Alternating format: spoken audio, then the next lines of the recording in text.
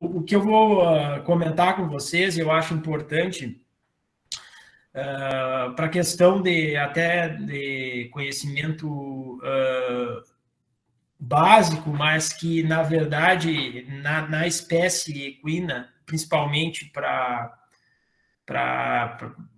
porque vocês vão usar clinicamente para controlar o efeito da sazonalidade na reprodução, né?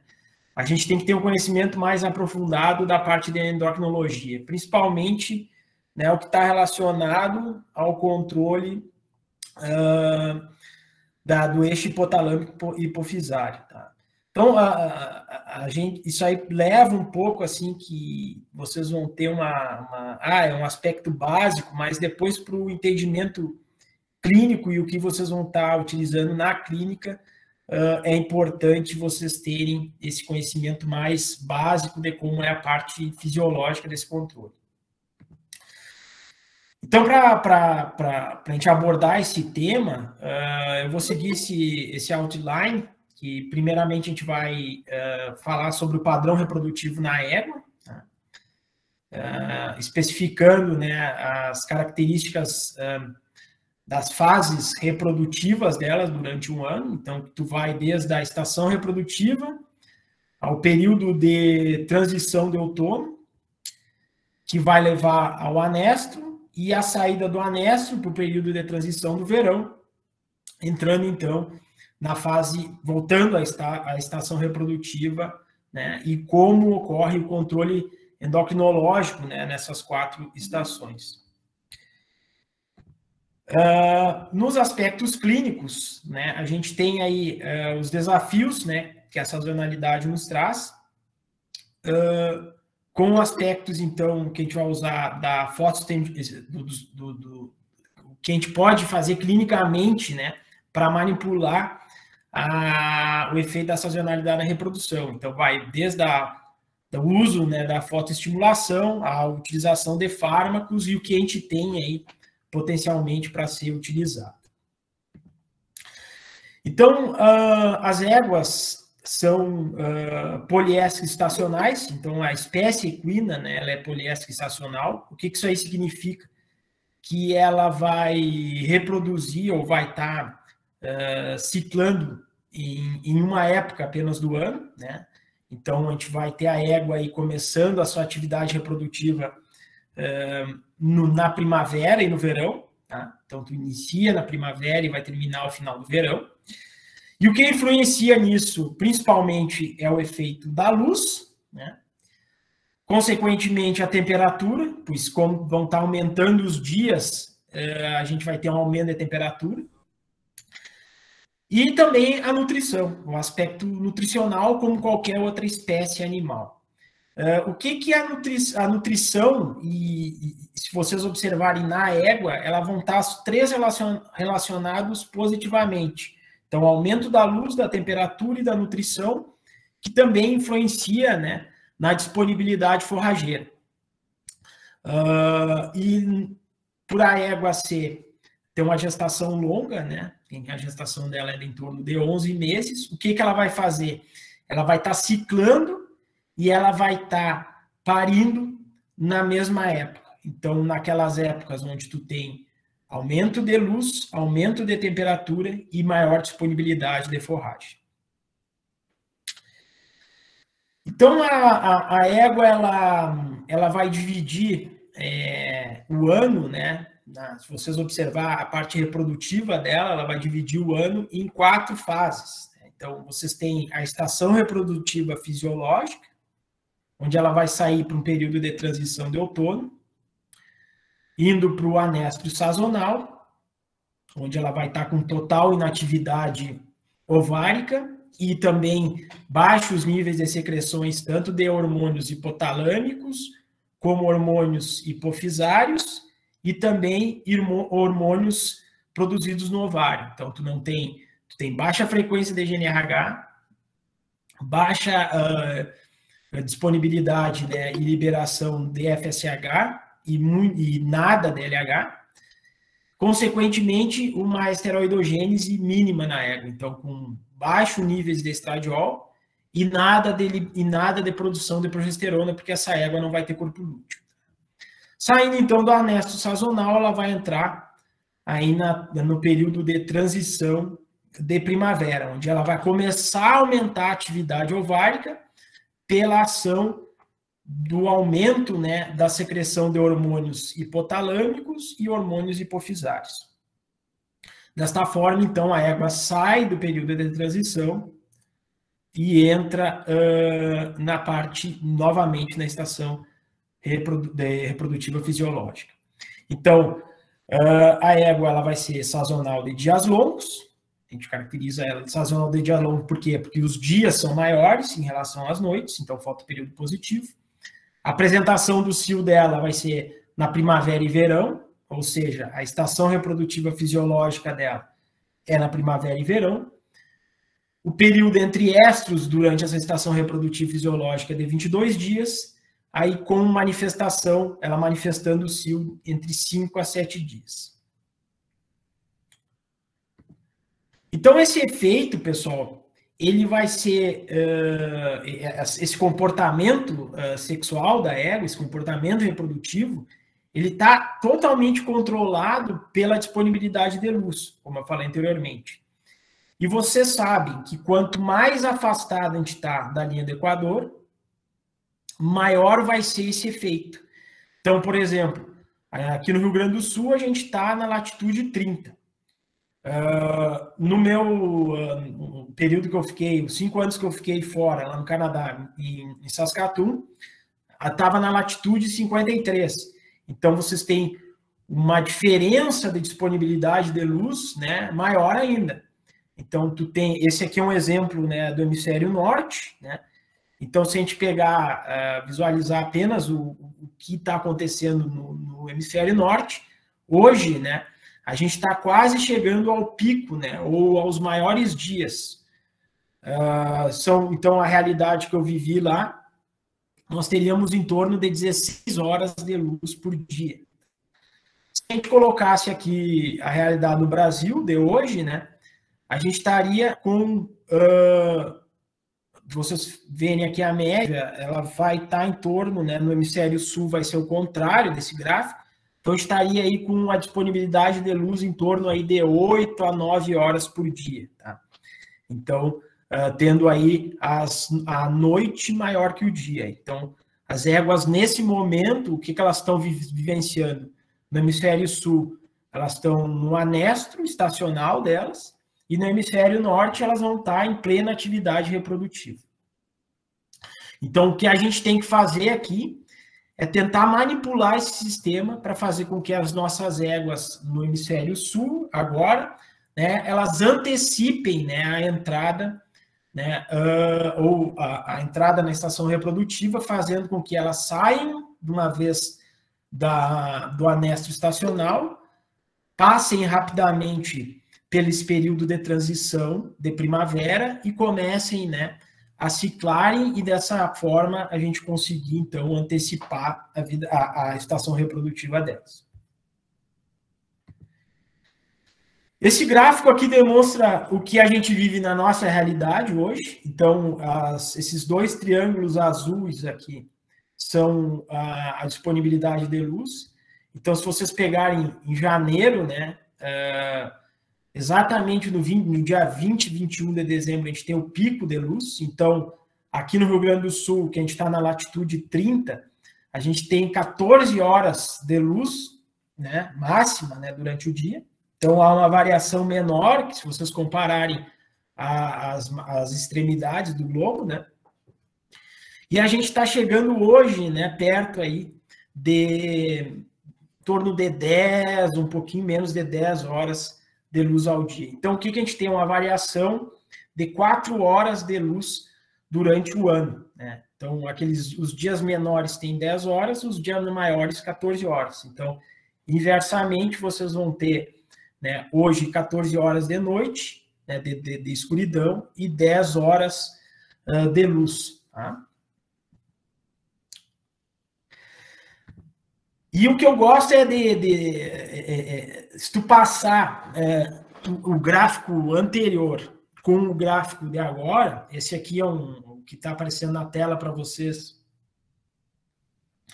é um dado do ex-professor nosso aqui, que foi inclusive meu orientador de mestrado, né? Ele fez um levantamento, né, da incidência mensal de ovulação em éguas de abate, que foram abatidas, né, foram sacrificadas, né, no caso no frigorífico, né, e essas éguas elas eram animais que estavam vivendo então entre a latitude 18 e a 34. Então, éguas que têm uma influência do fotoperíodo. Se vocês observarem aqui, ó, vou voltar ao gráfico anterior, a gente tem aí, coloca a latitude 20 para a latitude 30, né? Vocês têm uma variação aí em torno de 1 hora a menos, tá? Essa aqui é a latitude 20 e a latitude 30 é a que está debaixo dos triângulos. Tá? Então, o que a gente observa nessas éguas é que elas, de novembro, ou seja, de novembro até março, uma grande porcentagem dessas éguas estavam ovulando, né? Ou seja, elas apresentavam, provavelmente na coleta dele, essas éguas apresentavam corpo lúteo no ovário, né? Que foram coletados nelas quando elas foram abatidas. Mas se a gente observar aí abril, maio, junho e julho, agosto e setembro, há um decréscimo significativo, né, do número de éguas que apresentavam, né, corpo lúteo, ou seja, que tinham ovulado durante esse período, o que reflete, né, a disponibilidade de luz que a gente vivencia, né, de março até outubro aqui na nossa região, né. Então, mostra claramente o efeito, né, do fotoperíodo negativo, né, na ciclicidade dessas éguas. E se vocês observarem esse outro gráfico aqui, o interessante dele é que a estação de monta natural na nossa região, né, onde as éguas vão ter vão estar mais férteis, ou maior porcentagem de éguas cíclicas, ela é de novembro a março, tá? Só que isso aí, né, pessoal, não é um problema se a gente voltar no gráfico anterior e observar que a estação de monta, principalmente na raça puro sangue de corrida, ela é de agosto e dezembro. Por que ela é de agosto e dezembro? Porque os potros são, o ano, né, de nascimento desses potros, eles fecham, né, no dia 31 de dezembro. Então, os potros que nascem em 2021, né, eles vão ter que nascer de julho, dia 1º de agosto até o dia 1º de janeiro, tá? Então, esse é o ano de nascimento dos potros. Então, essas éguas, elas têm que estar cobertas, né? Tem que estar o diagnóstico de prenhez delas até o final de dezembro, para que os potros nasçam dentro do ano reprodutivo deles, dentro do ano de nascimento, tá? O problema nosso é que essas éguas, elas vão estar mais susceptíveis, um maior número de éguas vão estar ciclando a partir de outubro. Então, o que a gente tem que fazer é ter tratamentos que façam com que elas entrem, né, ou ovulem, né, ou ciclem anteriormente. Então, a partir aí do mês de agosto, né, essas éguas, tu tem que ter uma maior porcentagem de éguas aptas à reprodução.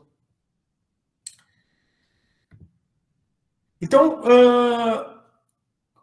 caracterizando agora, né, o que é uma égua em anestro, uma égua em período de transição, né, e uma égua em ciclicidade, uma égua na fase reprodutiva. Então, éguas em anestro.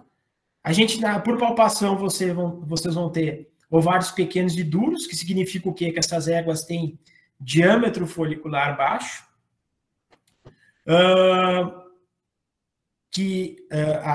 o que leva, né, esse diâmetro de folículos pequenos, ou seja, a inatividade ovárica, é uma baixa concentração e secreção de GNRH, né, que é o hormônio que está sendo produzido no hipotálamo, que consequentemente leva aí a baixos níveis de gonadotrofinas, que são o LH e FSH.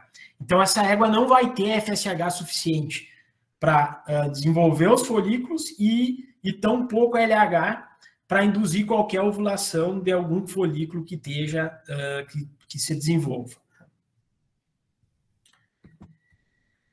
Já nas éguas, né, na fase transicional, o que ocorre? Uma maior atividade de ovários, né?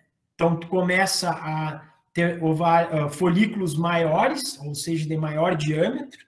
Então, folículos de até 25 milímetros de diâmetro são observados nesses ovários, né, por ultrassonografia. Por que ocorre isso? Porque começa a haver uma maior frequência e liberação de GNRH, levando principalmente a uma produção de FSH maior, que faz com que ocorra, então, um recrutamento e um crescimento desses folículos, mas ainda há uma baixa disponibilidade de LH. Então, esses folículos, eles não conseguem terminar o processo de desenvolvimento deles e nem tampouco, né, vão ter LH suficiente para induzir a ovulação. Passando essa etapa de período de transição, essas éguas, então, entram em estro. Por que elas vão entrar em estro? Porque tu tem, então, agora, uma grande produção de GNRH, que vai induzir uma síntese e liberação maior de FSH, e também, né, síntese de LH para levar um pico, né, pré-ovulatório de LH. Essas éguas começam a produzir, então, uma maior quantidade de estradiol. Essas éguas em estro, consequentemente, né, elas não vão ter corpo lúteo, então o primeiro estro, né, de uma égua na estação, na fase reprodutiva, não vai ter corpo lúteo, porque ela nunca ovulou, né, ela está vindo de um anestro estacional. Ela vai ter, então, esse folículo dominante, que vai produzir cada vez mais estradiol, levando, então, a um pico de liberação de LH e, consequentemente, a ovulação. O útero dessas éguas vão apresentar agora edema, vocês vão ter nos ovários um folículo dominante, facilmente palpável, facilmente identificado, né, por ultrassonografia, e o edema do útero, né, bem pronunciado pela ação, né, do estradiol, fazendo então que essa égua ela vai manifestar agora todos os sinais clínicos de uma égua em estro, que é a receptividade sexual ao macho.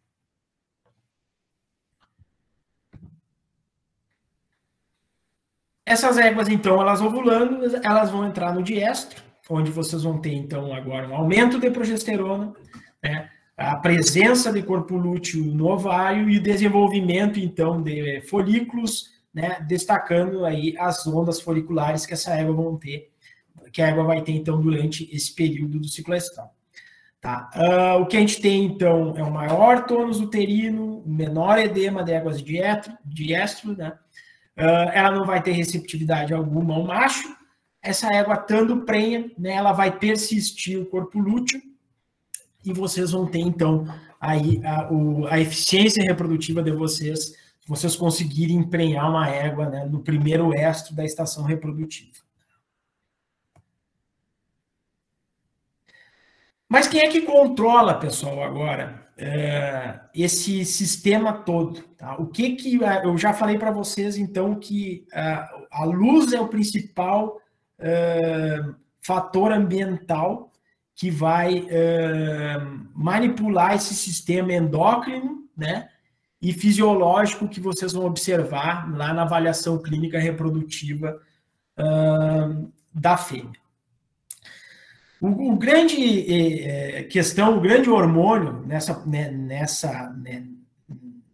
na busca, né, que capta essa luz e transfere para o sistema nervoso central é a melatonina. Tá? A melatonina, ela age negativamente na égua. Tá? Se vocês pegarem a ovelha, que é o oposto, né, a melatonina ela age de forma positiva na reprodução. Mas na égua, ao contrário. Então, animais, né, poliéstricos estacionais, né, de dias, né, que precisam do aumento da luz, a melatonina ela tem um efeito negativo. Então, a égua ela capta a luz, né, pelos olhos, né? Isso aí vai pelo nervo óptico, né? Vai ser transferido então esse efeito, né, da luz, né, um sinal nervoso, né, em direção ao sistema nervoso central, tá? Via então gânglio cervical dorsal ou superior, vai chegar esse sinal à glândula pineal, né, que é, se vocês pegarem esse corte transversal, a glândula pineal é essa parte escura aqui, tá?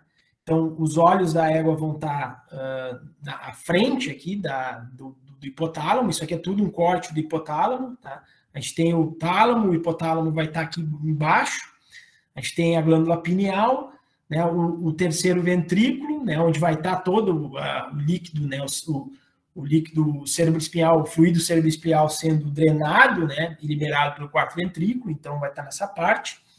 Então, esse estímulo sensorial da luz, ele é transmitido via nervo óptico, vai pelo gânglio cervical superior, chega na glândula pineal, e a glândula pineal, então, o que ela vai fazer? Ela vai diminuir a produção da melatonina. Então, quanto mais luz, mais efeito, né, da luz essa égua vai captando, né, pelo efeito externo, menos melatonina vai sendo produzida.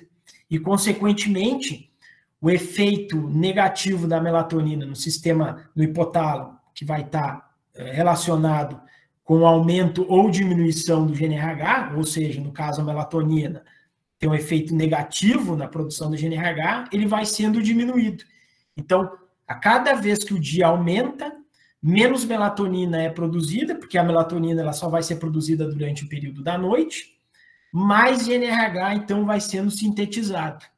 Esse GNRH vai sendo sintetizado, vai sendo liberado, né, no sistema portal, né, que é nessa parte aqui, em direção, né, à hipófise. Na hipófise, o GNRH vai atuar de forma positiva, produzindo mais FSH, esse FSH sendo liberado, mais LH sendo sintetizado, né? E pelo aumento dos folículos e pelo efeito, então, do estradiol que está sendo produzido nesses folículos, e há um aumento, né, da liberação, então, de GNRH, levando ao pico de liberação de LH, e essa égua ovulando. Então, é mais ou menos isso que ocorre. Então, o controle se dá pelo aumento da luz, que diminui, né, o período de escuridão, essa égua vai produzir menos melatonina, consequentemente, o menor efeito na produção e liberação de GNRH. Então, tudo que controla a reprodução, né, a gente sabe que o principal hormônio é o GNRH. Essa célula aqui é um neurônio produtor de GNRH, né, uma célula que sintetiza de GNRH. Tudo que está em marrom aqui nessa célula é GNRH. Isso aqui é uma imagem de imunistoquímica. E todas essas células pretas aqui, escuras, né, são, na verdade, hormônios marcados em células que estão ao redor do GNRH, da célula produtora GNRH. E a gente, né, no caso aí, eu sei que é a axipeptina, porque foi marcado, né, essa axipeptina, mas pode ser vários outros hormônios que controlam a liberação do GNRH. E um deles, né, pessoal, é a melatonina que eu falei anteriormente. Só que a melatonina atua de forma negativa. Mas o interessante é que a melatonina, ela não vai ter um receptor nessa célula do GNRH. Então, para ela atuar de forma negativa na síntese desse hormônio, ela usa outra célula como sinal. Então, ela tem que ativar outra célula que vai, essa célula, ativar de forma negativa a síntese de GNRH, né, ou não a estimulação de síntese de GNRH nesse neurônio de GNRH aqui. Então, resumidamente, o que ocorre é, vocês têm o sinal da luz chegando, né, pelos núcleos, né, pelos nervos do núcleo supraquiasmático, na parte mais frontal do cérebro, Esse efeito, ele chega na glândula pineal, fazendo que essa glândula pineal diminua a secreção da melatonina, ou, né, se for uma diminuição dos dias e aumento da escuridão, um aumento da melatonina. Então, a percepção da luz ou do escuro, né, chega através dos olhos e delimitam a secreção de melatonina de forma positiva, né, no caso de uma diminuição da luz, e de forma negativa, né, com o aumento da percepção da luz, então uma diminuição da produção de melatonina. Essa melatonina, então, como é que ela chega no hipotálamo? Ela, na verdade, ela não vai diretamente via terceiro ventrículo. O hipotálamo vai estar aqui nessa região. Ela vai sair perifericamente, tá? E vai adentrar, ser absorvida, né, perifericamente, vai cruzar a barreira hematocefálica e ativar, então, ou bloquear essas células de GNRH de forma indireta, porque, como eu falei anteriormente, não há receptores, né, de melatonina nos neurônios de GNRH. Então, há outros estímulos, né, há outras células que são estimuladas para bloquear, né, a síntese e liberação de GNRH pela melatonina. Então, vocês percebam que a grande questão introduzir a ciclicidade na égua até agora é a gente, de alguma forma, controlar ou diminuir o efeito da melatonina no GNRH. Então, como é que essa melatonina ela atua, né? Então, se vocês têm um fotoperíodo negativo, né, um efeito, uma diminuição da luz, um aumento da escuridão, há uma maior secreção da melatonina. Essa melatonina, ela atua, né, de alguma forma no sistema nervoso central para diminuir a síntese e secreção de GNRH. E, consequentemente, uma diminuição da FSH e LH dentro desse sistema.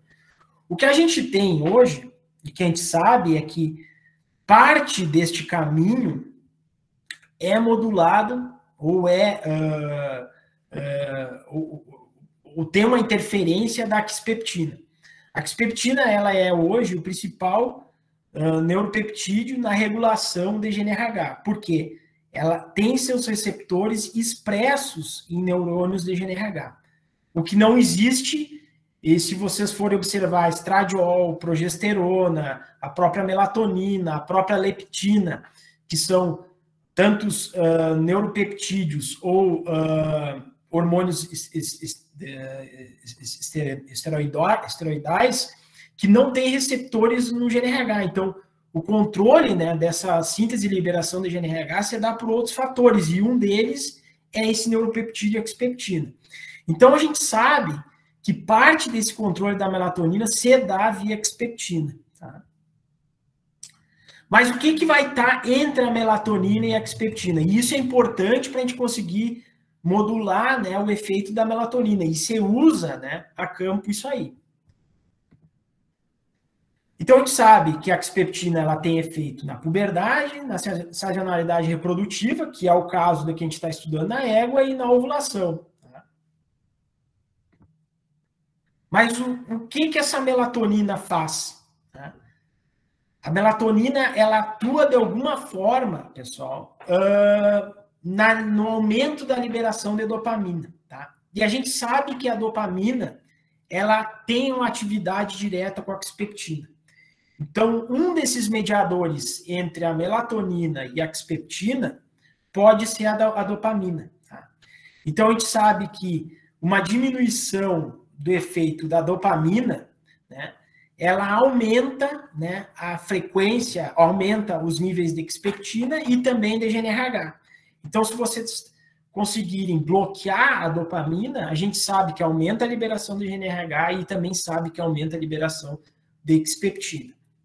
Então, existe um efeito da dopamina relacionado à melatonina, porque a melatonina aumenta os níveis de dopamina, e a gente sabe, então, que um aumento da dopamina bloqueia, diminui o metabolismo de GNRH e quispeptina. Então, provavelmente o que existe nesse sistema aqui, é um efeito da dopamina, tá?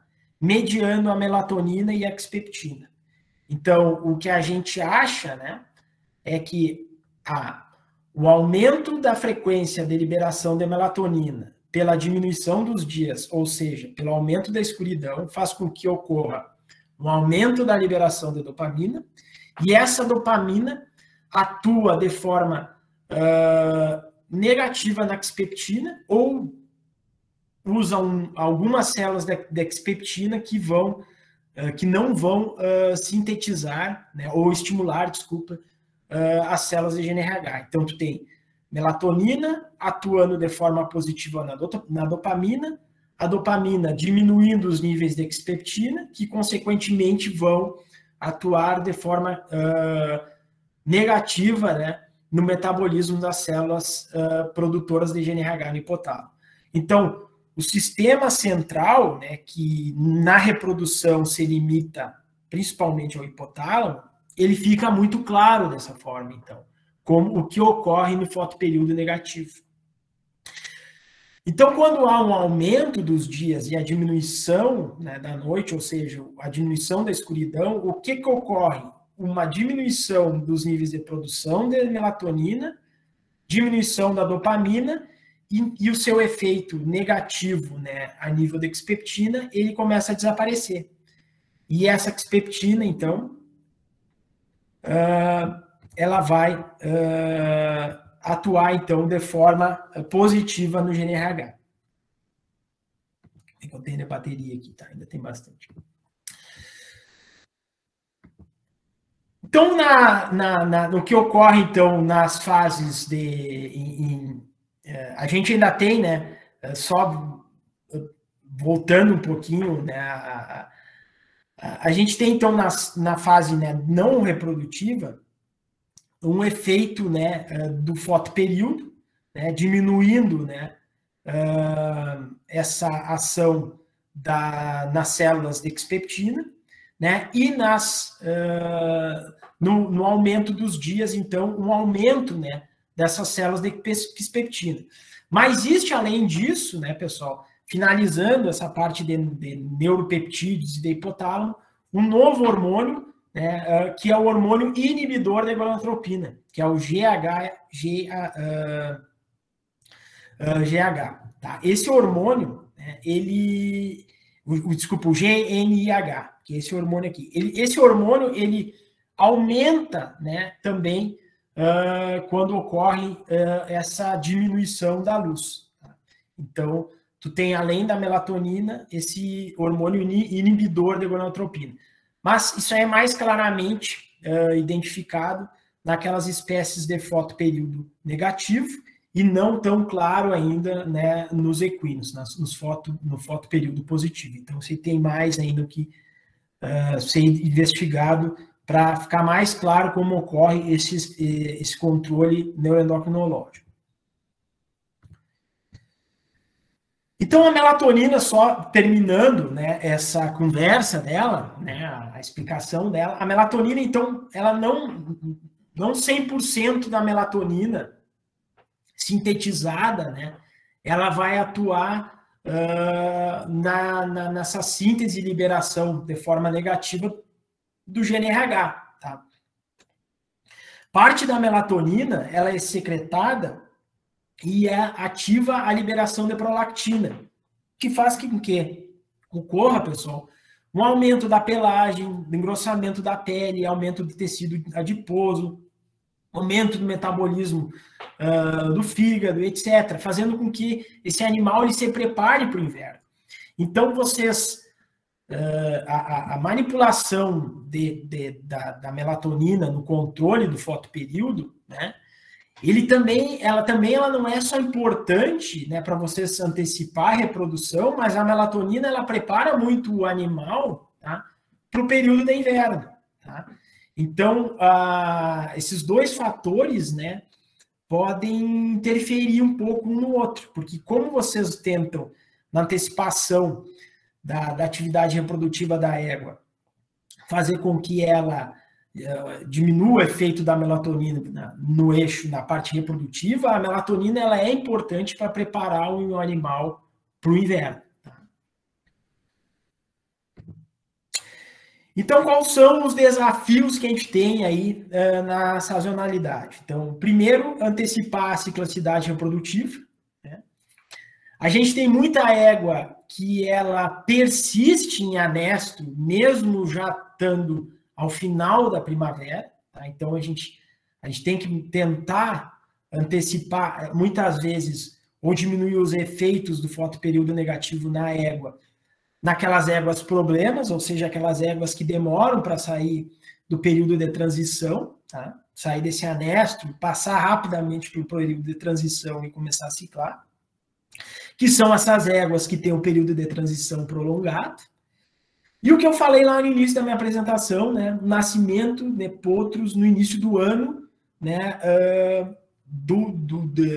quer dizer, o início do ano do animal. Né? Então, o que se no hemisfério sul é potros que nascem a partir de 1º de julho de 2022, vão ser os potros de 2022. Né?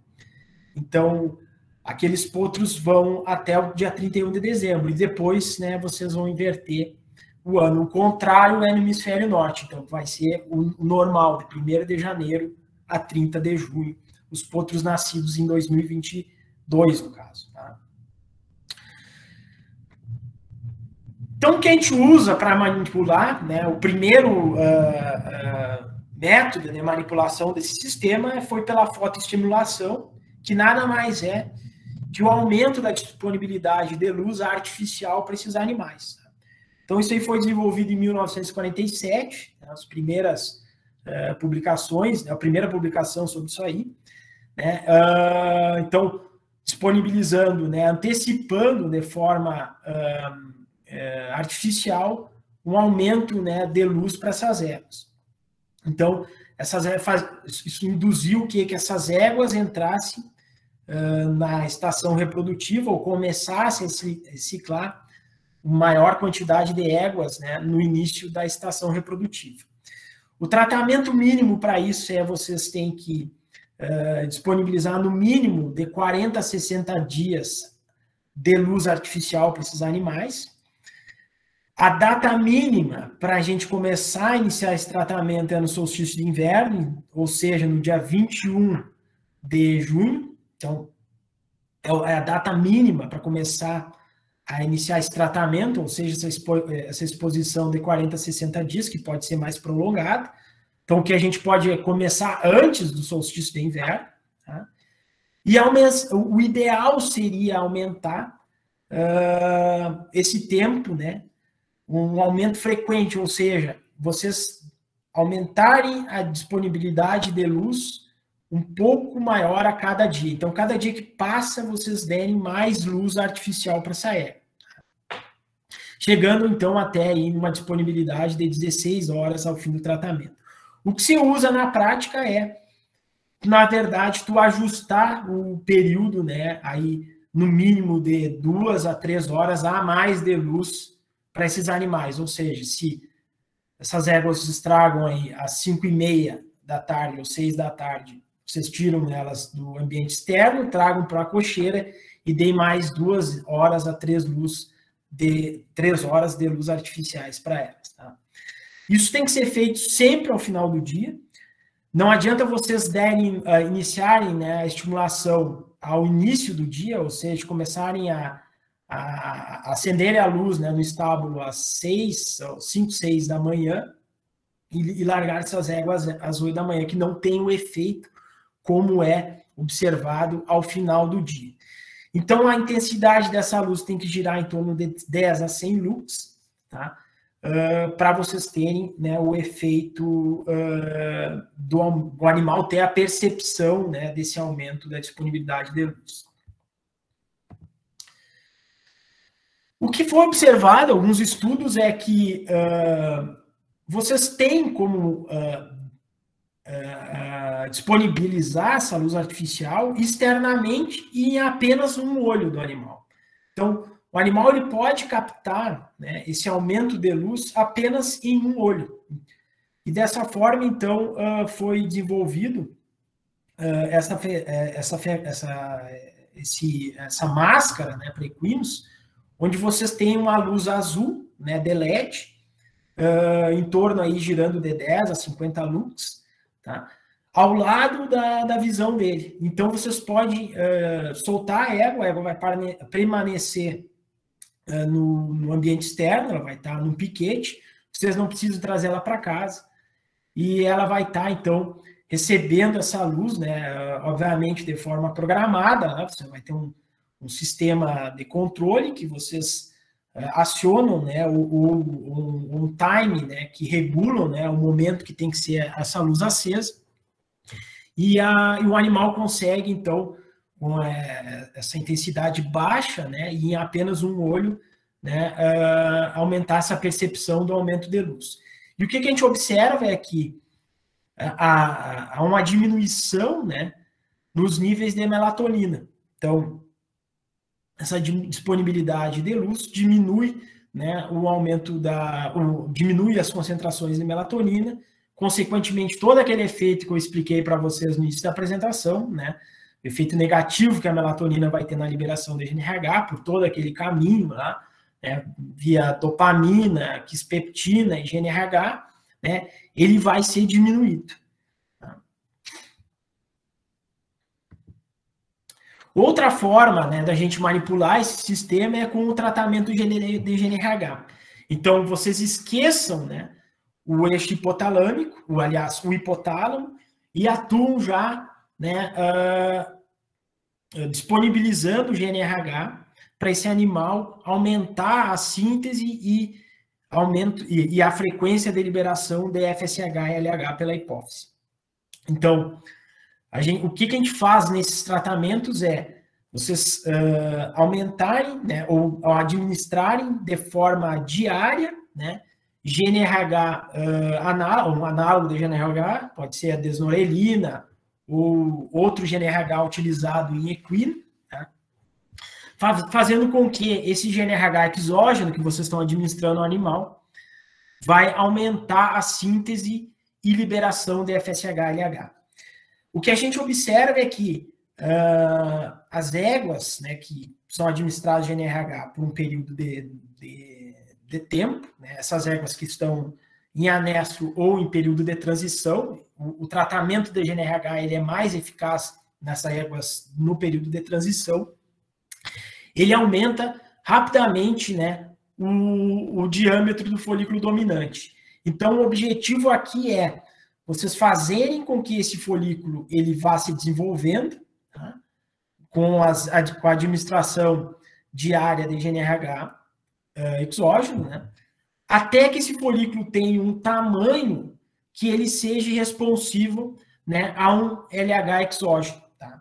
Que vai ser o HCG. Então, vocês tratam essa égua por um período de tempo diariamente, esse folículo vai sendo desenvolvido, ele vai aumentando de tamanho, até ele chegar lá a um tamanho médio que ele seja responsivo ao LH exógeno, que na égua a gente vai usar aí o HCG.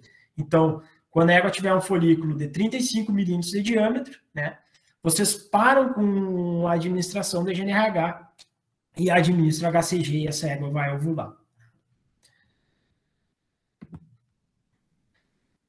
O que ocorre, então, na verdade, é que esse tratamento com GNRH, ele não é tão eficaz em éguas em anestro, mas é eficaz naquelas éguas que estão no período de transição para a fase reprodutiva. Então, vocês conseguem, com o tratamento de GNRH, antecipar esse período de transição, ou muitas vezes pegarem aquela égua que vai estar no final do anestro estacional e puxarem ela, fazerem elas cruzarem rapidamente pelo período de transição e induzirem a primeira ovulação. Então, esse trabalho aqui clássico aqui do Ginter, de 1990, demonstrou o quê? Que éguas em anestro, que ele estava medindo, ele classificou aquelas éguas em anestro, ele viu que as éguas que tinham um diâmetro maior de folículo dominante, ou seja, um folículo de maior tamanho, rapidamente respondiam a esse tratamento de GNRH e ovulavam e chegavam rápido a um diâmetro de folículo responsível ao HCG, então elas rapidamente tu conseguia induzir a ovulação nelas. Então, vocês têm já aí o tratamento da luz, para tentar trazer essas éguas em anestro ou acelerar o período de transição delas, e o tratamento de GNRH associado ao HCG, né, para fazer com que principalmente essas éguas passem rapidamente pelo período de transição. Outra opção que a gente tem são os tratamentos com FSH. O FSH equino, né, o recombinante, ele não é disponibilizado no Brasil, mas a gente consegue, então, tu dá um suporte de FSH para fazer o quê? Que o folículo também aumente de diâmetro, né, e seja responsivo aí ao LH exógeno, que vai ser o HCG. Então, as éguas respondem rápido ao FSH exógeno, tá? A administração aí até 15 dias em éguas em regime de luz, então tu tem éguas no tratamento com luz, né? Vocês acrescidos de FSH, elas rapidamente conseguem desenvolver um folículo dominante apto aí a ser responsivo, né, ao HCG, e vocês têm, então, uma ovulação, né, das éguas antecipada. Como eu estava falando, as éguas, então, o que fez aqui é um trabalho no hemisfério norte, obviamente. Essas éguas estavam em anestro, eles pegam aí no dia 14 de janeiro. Ele começou a fazer ultrassom, né, acompanhar, e aqui ao redor do dia 30, 31 de janeiro, ele começou a administrar FSH. Tá? E na média, né, essas éguas ovularam aí em torno de 7 a 8 dias após o tratamento. Não, desculpa, não ovularam, elas atingiram, né, o folículo com 35 milímetros de diâmetro. E aí tu tem condição, né, de aplicar o HCG, no caso, para induzir ovulação nelas. E aí elas ovulariam, então, 2 dias após, né, esses 7 dias. Então, com 9 dias desse tratamento de FSH com HCG, tu tem as éguas ovulando. Qual o grande problema? Primeiro, por que a gente tem que usar HCG? Eu falei em HCG e esqueci de falar para vocês. Por que a gente não usa o HCG e não induz com o GNRH?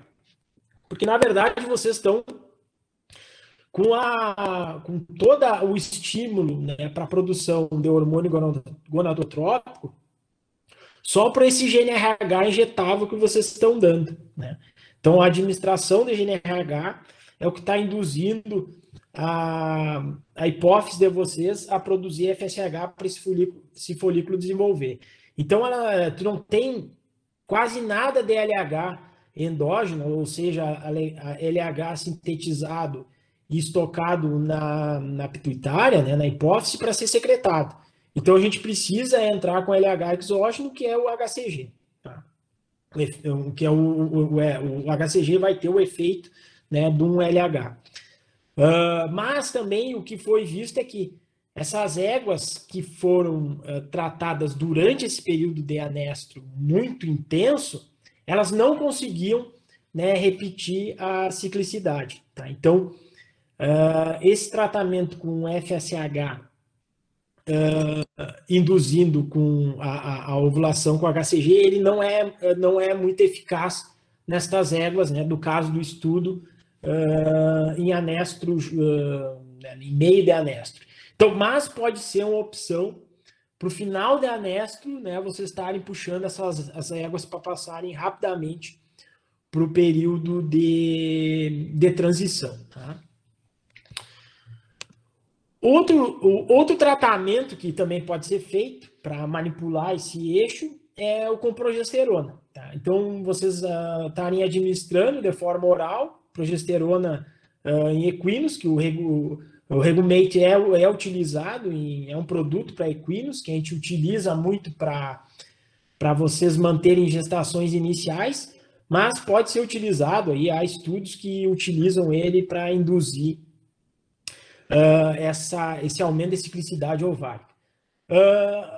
não tem na espécie equina, pessoal, uma explicação muito fisiológica para isso, né? E não há um efeito claro, né, do porquê da progesterona vai estar estimulando, né, esse sistema hipotalâmico hipofisário, diferentemente do que existe, né, na espécie bovina, a gente chama aí de priming as novilhas pré-pubres, por exemplo, né? Ou que está sendo utilizado em vacas em anesta. Então, em éguas tem trabalho, está a égua aí com tratamento por 10 a 15 dias com Ermate, ela ovulou com 18 dias após o tratamento, porque tu vai ter, né, esse efeito nela, mas não há nada claro na parte neuroendocrinológica, tá? E tem uma baixa eficácia nessas éguas em anesta. Tá? Ele pode ser, então, utilizados aí em éguas aí no final do período de transição, mas que eu tenha visto, né, o tempo que eu trabalhei, né, nesses locais onde há um fotoperíodo mais pronunciado, a gente não usava o Regumate, mas utilizava muito, né, no caso, o GNRH, né, essa administração da GNRH ou os tratamentos de luz. Então, é só um exemplo aí, né, que vocês possam ter, ou, né, alguém perguntar alguma coisa, a gente tem uma base. Tem outra também tipo de tratamento que poderia ser utilizado, né, que é lá nos antagonistas dos dopamínicos, que é tu bloquear o efeito da dopamina dentro do sistema. Então, vocês sabem que a melatonina ela vai estimular esse aumento de liberação de dopamina. A dopamina vai se ligar aos seus receptores, né, o principal célula que vai estar entre a dopamina e o GNRH expectina. Então, o que a gente vai estar fazendo é administrando antagonistas da dopamina. Esses antagonistas vão se ligar aos receptores de dopamina nas células de expectina ou outra célula que esteja, né, entre GNRH e dopamina e bloquear seu efeito inibitório do GNRH. Então, há estudos, né, usando esses agentes antagonistas dopamínicos. O que tem também da dopamina junto com o regime de luz. Eles anteciparam o estro, mas a dopamina, apenas a administração da dopamina não teve efeito. Tá? Então, ela não tem efeito nenhum ao FSH, mas sim, né, aí ela seria um auxiliar junto aos regimes de luz, aos tratamentos com regimes de luz. Tá? Os dois tipos de dopamina, do antagonista de dopamina que a gente tem aí disponibilizado é a domperidona e a supiridina. Tá? E aí eu entro na parte que eu acredito que seja aí o futuro, né? Não só para equinos, mas para as demais espécies, que é a gente chegar nesses neuropeptídeos que vão atuar aí na síntese e liberação de GNRH. E o que a gente tem hoje mais pronto aí é a expectina. Tem inúmeros, centenas de trabalhos com expectina, né? Não só em equinos, mas em bovinos, em humanos, em várias espécies de interesse, em ovinos, há muitos estudos. E eu acredito que provavelmente em 5 a 10 anos a gente vai ter aí um fármaco à base de expectina que vai auxiliar, então, nesse sistema que nada mais que atuar de forma central, no sistema nervoso central, estimulando a síntese e secreção da GNRH. O momento que a gente tiver, né, um fármaco que cruza a barreira hematocefálica, né, administrado periferalmente, cruza a barreira hematocefálica e atua a nível da GNRH, a gente vai estar aí muito próximo de resolver vários problemas na reprodução e na espécie equina, né, essa sazonalidade reprodutiva que ela tem. Então, o que a expectina faz? Ela modula a secreção da GNRH em espécies poliéstricas estacionais, tá? O trabalho é claro, os resultados são claros em ruminantes e em equinos também tem, tá? aumentando o quê? A secreção de hormônios gonadotrópicos, que vai ser FSH e LH, e principalmente aí, se vocês pegarem a espécie que a gente mais tem estudos, que é uma poliéster estacional, que é o ovinos, que é o oposto, né, da espécie equina, ela induz ciclicidade em ovinos e ovulação. O grande desafio da expectina como fármaco, né, e não só como agente, como hormônio neuropeptídeo, mas como fármaco, é vocês administrar essa droga, né, esse fármaco, né, por via periférica. O que é uma via periférica? Ou intramuscular, ou subcutânea, tá? Ou um dispositivo de liberação lenta. Ela tem uma meia-vida maior, que não seja metabolizada, porque ela é um decapeptídeo, ela tem o mesmo tamanho no GNRH, e também, ao mesmo tempo que ela seja estável, que ela se mantenha por mais tempo no organismo, porque ela vai ter que induzir uma síntese de GNRH, né?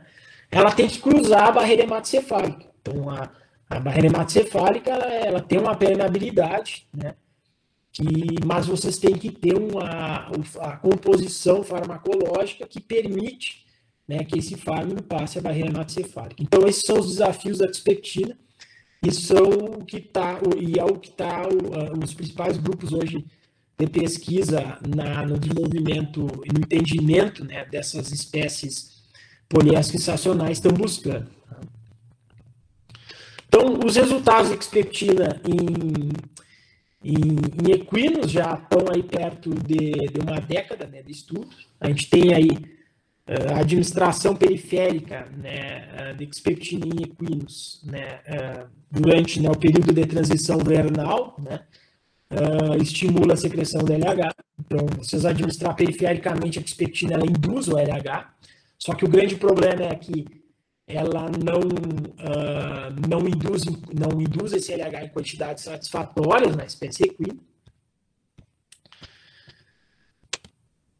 E para te conseguir né, com que essa administração seja satisfatória, a gente tem que ter aí um aumento na frequência de administração. E é o que foi feito nesses estudos.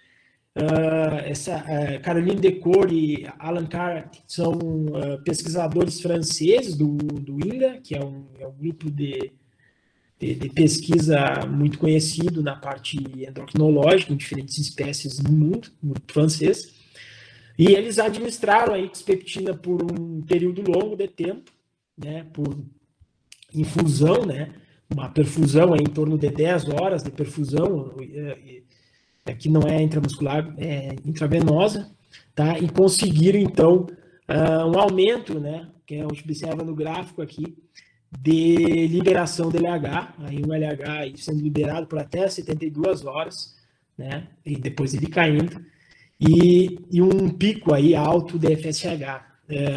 Então, após essa administração de expectina, o que é interessantíssimo. O grande problema é que a gente não vai ficar administrando intravenoso, né, uma droga na égua, né? Então vocês precisam que um medicamento que seja administrado de forma única, se possível, né, e que persiste por um período longo de tempo.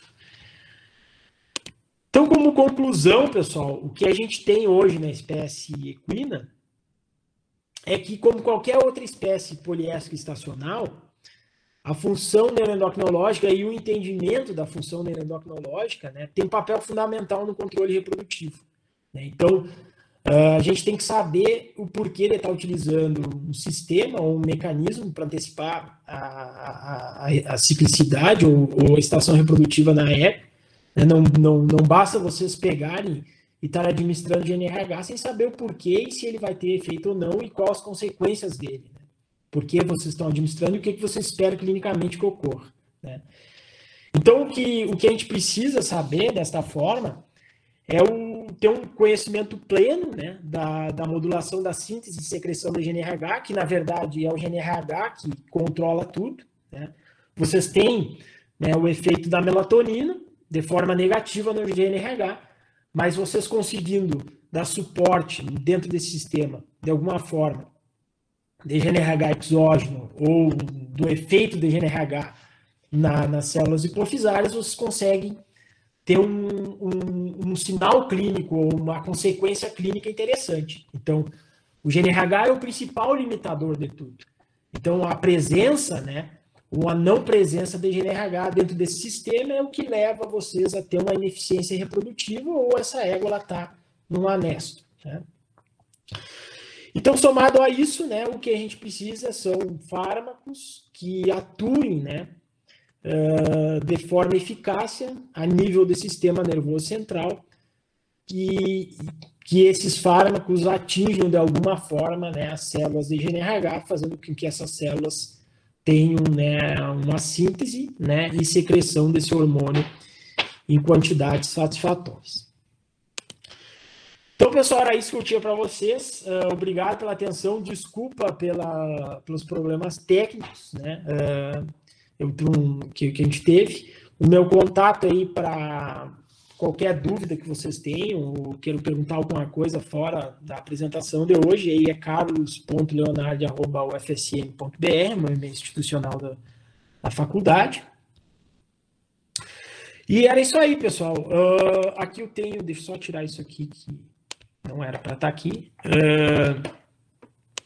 Tenho aqui as bibliografias que foram utilizadas, tá? Eu posso, quem quiser pode me pedir por e-mail, que eu repasso elas para vocês, se vocês quiserem ter informações mais profundas, né, pelo tópico. Eu basicamente utilizei todas essas na minha apresentação, tá? Mas quem quiser, eu fico sem problema nenhum de disponibilizar elas. Era isso aí, então, Fábio, não sei se tem alguma pergunta. É isso aí, professor. Queria agradecer, então, a participação, a grande palestra do senhor. A gente tem umas perguntas aqui, tem bastante gente parabenizando a sua aula, sua palestra. O Getúlio, o Luiz Cláudio. Tem duas perguntas aqui que basicamente englobam a mesma coisa. Ela é do Getúlio e o Luiz Cláudio, os dois parabenizam a palestra do senhor. E eles perguntam, o Getúlio pergunta se o senhor tem conhecimento e opinião sobre a utilização de dispositivo intravaginal de progesterona em éguas. E o Luiz Cláudio também pergunta a mesma coisa, qual é a sua experiência com o protocolo de indução em éguas com P4 injetável ou dispositivo intravaginal de progesterona. Tá, primeiro assim, ó, eu não tenho experiência com dispositivo intravaginal. E também não utilizei progesterona injetável em égua, tá? Porque o grande problema é vocês terem obviamente dá para utilizar, mas tu tem toda a questão da reação que a égua vai ter, que vai ser diferente da vaca. Tá? Então, a gente não tem dispositivo intravaginal liberador de progesterona equino, tá? Tu tem o Regumate que tu consegue clinicamente utilizar ele, né? Ele já é amplamente utilizado em éguas que têm perda embrionária aí até os 40 dias por aí de gestação, a gente utiliza o Regumate, tá? Então eu acho que esse é a experiência que eu tenho, né, pessoal? Infelizmente o cenário que eu tive, que eu acompanhei clinicamente, que eu atuei clinicamente, é um pouco diferente do que é da nossa realidade aqui. Então, o que eu posso falar é o que eu vi, e o que a gente utilizou foi progesterona oral, mas muito da progesterona oral não para ciclicidade, mas mais para manter a gestação.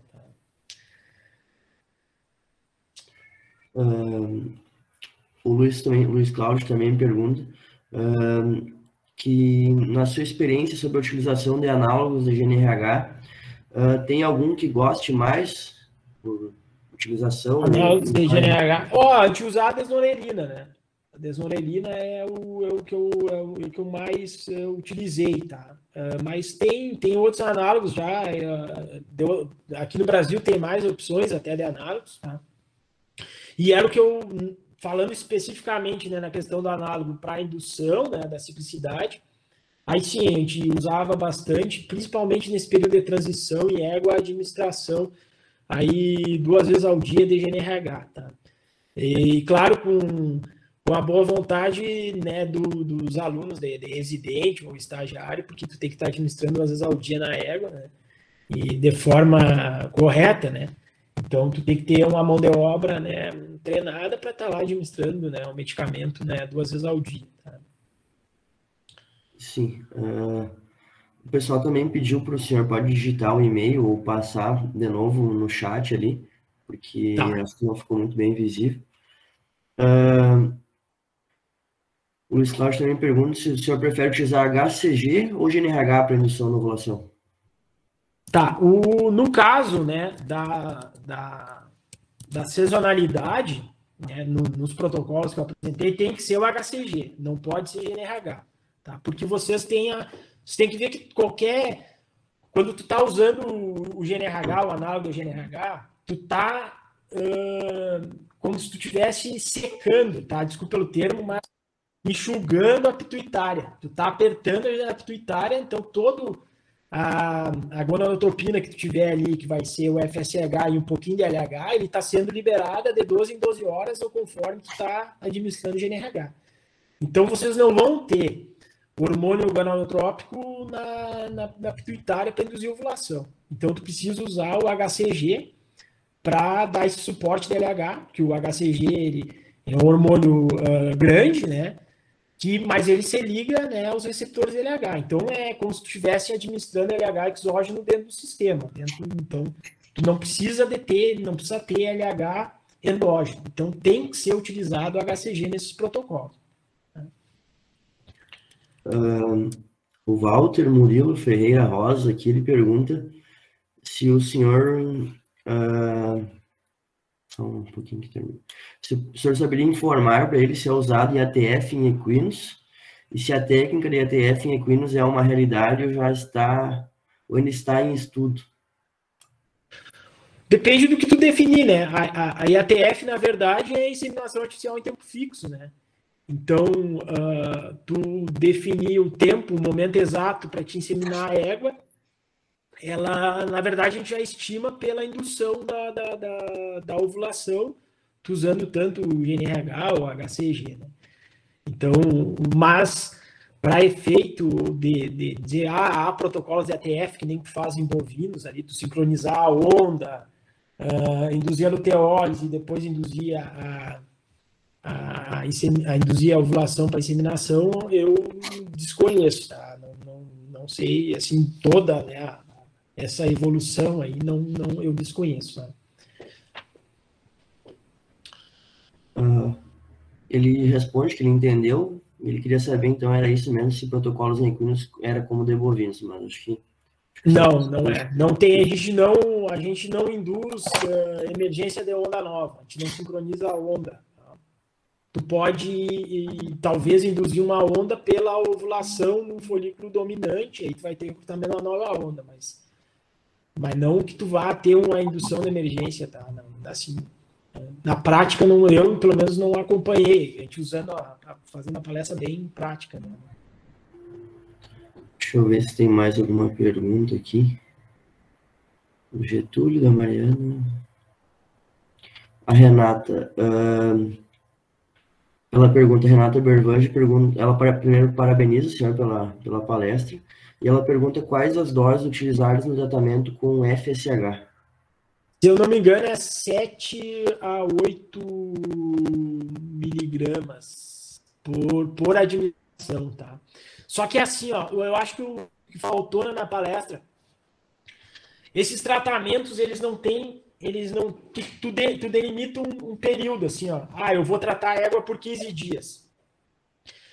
Mas tu tem que estar acompanhando a dinâmica folicular dela. Então, o objetivo que tu quer é ter um folículo com diâmetro responsivo ao LH. Então, dependendo de uma égua, a égua vai levar 15 dias de tratamento para chegar ao folículo de 35 milímetros, tá? Botando a média dessa usando por sangue de corrida, por exemplo. Em torno de 35 milímetros.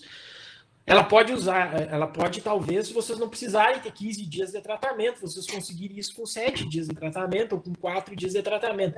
Tudo vai depender de como esse animal vai responder, ou seja, né, quanto vai ser a velocidade de crescimento do folículo, ou quantos milímetros o folículo vai crescer por dia. Isso também está relacionado ao tamanho que o folículo está no momento que vocês começam a tratar. Tá? Então, se ela tem um folículo muito pequeno, obviamente, para chegar com um folículo de 35 milímetros, ela vai levar um tempo maior. Né? Se tiver um folículo de 20, vai levar um tempo menor. De 25, menor ainda. E outra é o sistema que vocês vão estar utilizando. Se vocês, supondo, né, isso eu estou falando tudo usando a parte endócrina, para esclarecer. Se vocês usarem o FSH para induzir o crescimento folicular, o que ocorre? Vocês não estão necessariamente precisando de FSH endógeno, porque vocês estão dando FSH vocês estão administrando FSH. Se vocês estão administrando GNRH e não FSH, o que tu está precisando? Tu vai precisar que a tua pituitária tenha FSH para ser liberado. Então, por isso que se tu conseguir associar, né, talvez um tratamento com luz, mais um tratamento com GNRH, tu consiga que essa égua ovule mais cedo, né, durante durante esse período de transição ou do anestro. Tá? Então, isso aí é relativo. Tá? Isso ficou claro, sabe? Tem mais uma aqui, eu acho que o Carlos Heitor, ele parabeniza o senhor pela palestra também, e ele pergunta em relação aos dispositivos intravaginais também, eu acho que pode ser aplicado tanto na progesterona injetável ou outros tipos de progesterona. Mas tem que ver a reação aí. Progesterona injetável provavelmente vai dar reação. Né? Mas qual a concentração de progesterona necessária para induzir a ciclicidade numa égua? Não sei. Não sei, mas provavelmente... Não sei. Não sei, essa aí realmente eu não... A quantidade de progesterona que tem que ser administrada aí eu não vou saber. Tanto que eu mais citei o protocolo de progesterona, mas porque é um exemplo, mas não é utilizado, né, pessoal? Ele é mais um exemplo, né? Vocês, o que vocês vão acompanhar, o que vão ou o que podem fazer, utilizar primeiramente o tratamento de luz. E segundo é a administração da GNRH. Então, você limita a esses dois tipos de tratamento. Ali tem, acho que o Carlos Heitor ali também fez, tá aqui, só por aproveitar que tá aparecendo para mim aqui no chat. Uhum. O FSH extraído da pituitária suína pode ser utilizado igualmente eficiente como o FSH recombinante. Não, o aconselhável é vocês usar o FSH recombinante. Tá? E outra, ele não vai estar disponível aqui no Brasil. Então, é mais um exemplo que eu também estou dando para vocês, tá? Em relação ao preço dos dois medicamentos, qual dos dois é mais viável? Hoje em dia, nenhum dos dois, né? Porque o FSH, tanto o suíno, tá muito caro, né? E o FSH equino, não faço ideia do preço que esteja hoje aqui. Mas, tudo depende também do cliente de vocês, né? Se eles quiserem investir, né, no medicamento importado, desde que seja possível importar para o Brasil, né? Acho que é possível, tá? Tem uma última pergunta aqui do Luiz Cláudio. Ele pergunta, fala até que podia ser uma pergunta boa, mas éguas cegas não ciclam? Pois é, excelente. Excelente pergunta. Eu, na verdade, eu nunca vi, nunca acompanhei, assim, mas ela provavelmente ela vai ciclar, porque a percepção, né, da luz, né, não esteja relacionado à percepção da imagem em si, né? Porque a égua pode estar cega, né, mas a sensibilidade à luz ela vai ser outra forma, né, de percepção, tá? Mas isso é uma excelente pergunta e na realidade até vou dar investigar para saber como ela vai tá ciclando, tá? Qual é o mecanismo, na verdade. Bom, acho que não tem mais nenhuma pergunta aqui para ler. Só vou dar um recado. Então, a próxima palestra da Liga Acadêmica vai ser no mês que vem. Vai ser com o Murilo Rodrigues. E ele vai falar, então, sobre biotecnologias reprodutivas do garanhão. Sêmen, criopreservação e afins. Acho que era isso, professor. Não tem mais nenhuma pergunta. Não, tá bom. Muito obrigado. Desculpa, pessoal, pelos problemas técnicos, mas é que é muita mudança para mim. Mas espero que tenham gostado aí, que tenha ficado alguma informação daí para vocês assimilarem, tá bom? Obrigado pelo convite, Fábio, Getúlio, tá? E boa iniciativa de vocês aí, parabéns. Capaz, professor, a gente agradece a disponibilidade de tempo do senhor para passar todo esse conhecimento teórico e agregado ao prático que o senhor vivenciou e trabalhou, tanto no Brasil como fora. A gente agradece também a presença de todo mundo aí, tivemos momentos aí que tivemos 80 e poucos, 90 pessoas